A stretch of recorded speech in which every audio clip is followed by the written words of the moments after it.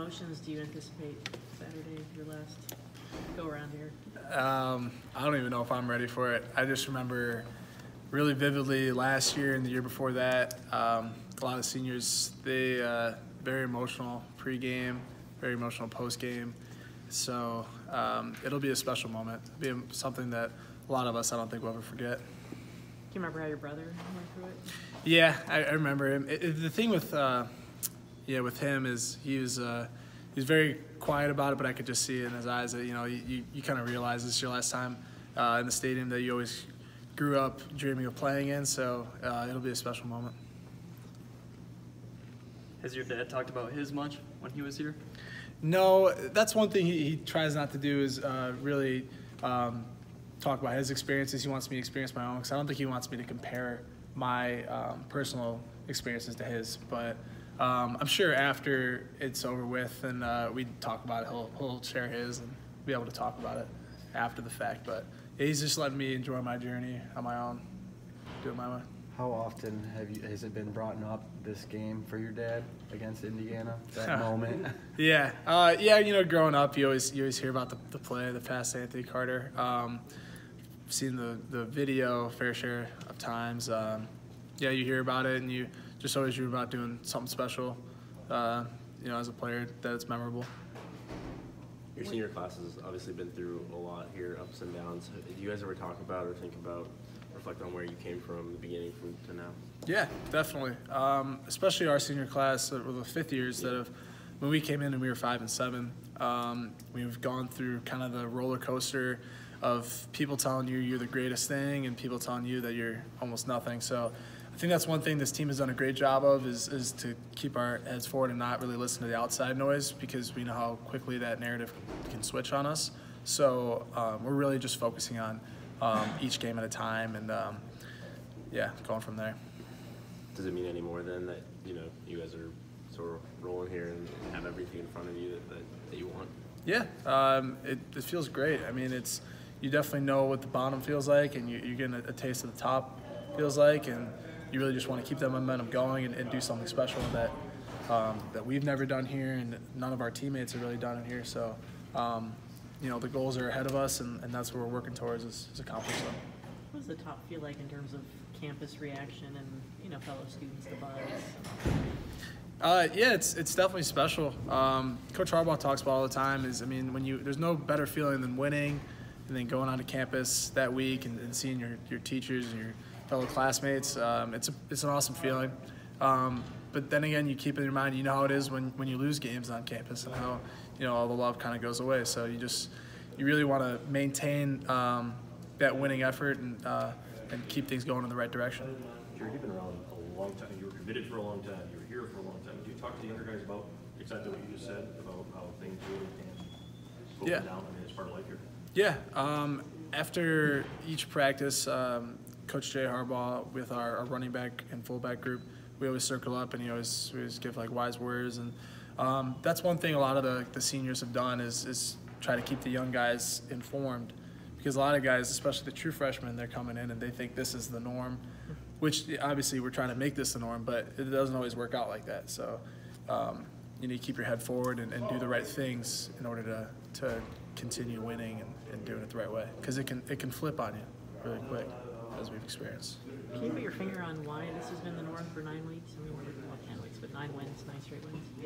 I kind of think of it as like the perfect storm. You have a lot of great players, you got a lot of great coaches, you got the right attitudes, and guys are just playing their best football. And I think that's one thing that we've been trying to do is we got to play our best football in November, because that's really the championship month. In my time here, I can't really remember a time where we played great football in November. Not a knock on the past teams, we haven't won the big games in November. So that's one thing we're really working towards is winning each game, not looking too far ahead. We've been taking it bit by bit, and the coach has done a great job of keeping our mentality in the right spot. Why do you think this team is different in that regard, so that you guys are able to win those big games at the end of the year? I think it's just I don't know. I'm also trying to put a finger on it. I've always also like asked my fellow fifth-year guys and some of the coaches like what we see in this team that's different than years past. Obviously, you guys remember the 2016 team was really talented. Maybe it's that a lot of us have been through that 2016 year where we were all at the top and everyone was telling us national championship, but we didn't achieve it. So this year, people are saying it, but we're really focused on winning the next game, winning the game after that. Just taking it bit by bit and winning those games. That's been kind of the mantra even back then, but does that feel like it's being approached differently now in that sense? Like you guys are taking it more seriously game by game? I think even in 2016, we took it very seriously game by game. Some things didn't fall our way. You guys remember how close the Ohio State game was 2 years ago. I think that's just in the back of a lot of the guys' minds because a lot of the core players on this team, were here in 2016 and playing. So, that's in the back of everyone's minds, and you're just really, really working so you don't have to experience that pain that we felt in 2016 when we came up short. Why didn't this team fold after the Notre Dame loss?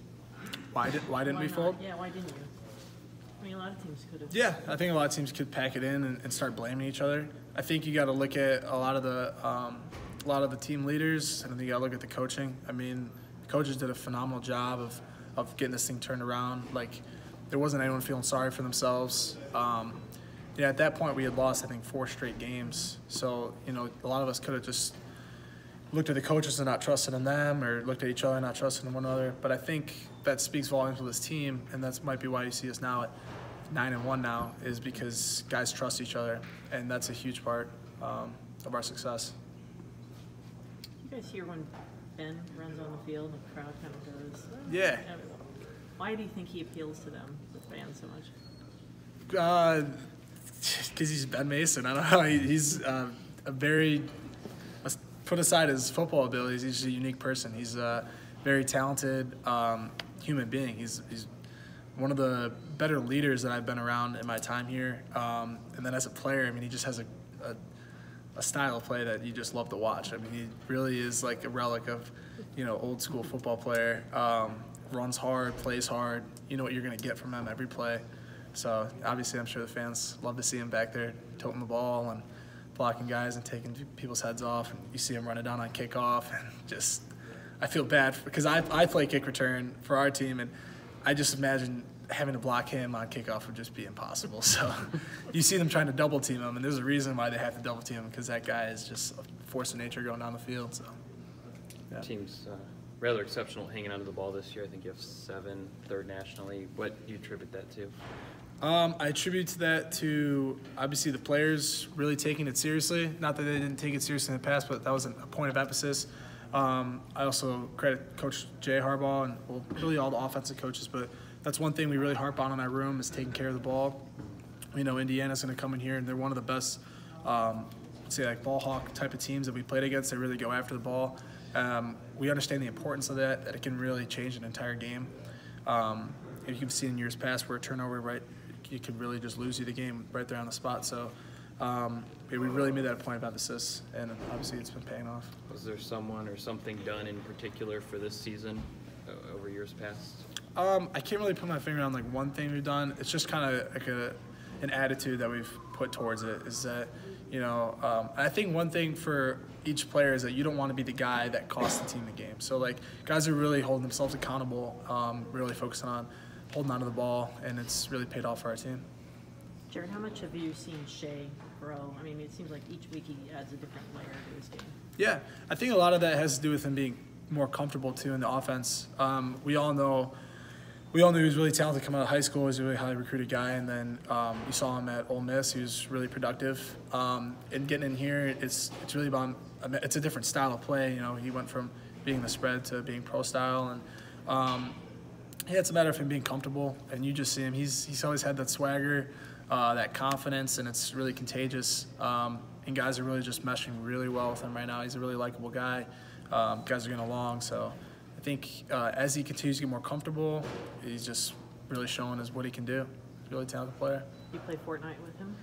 Yeah, pretty okay. Yeah, sometimes. He usually likes to play with Chase because they're roommates and they play together. But yeah, sometimes I play with him. Why do you think he and Coach Harbaugh have clicked? I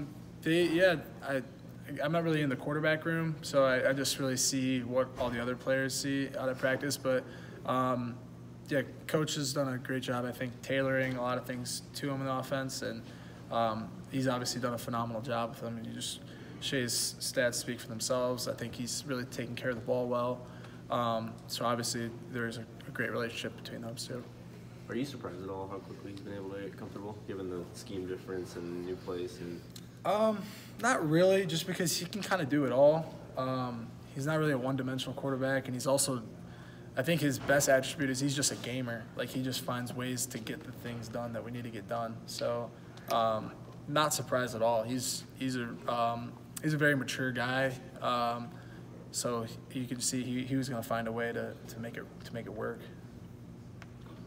I know you mentioned the 2016 Ohio State game, so I know it's a week away, but do you guys think about that, the way that ended a lot?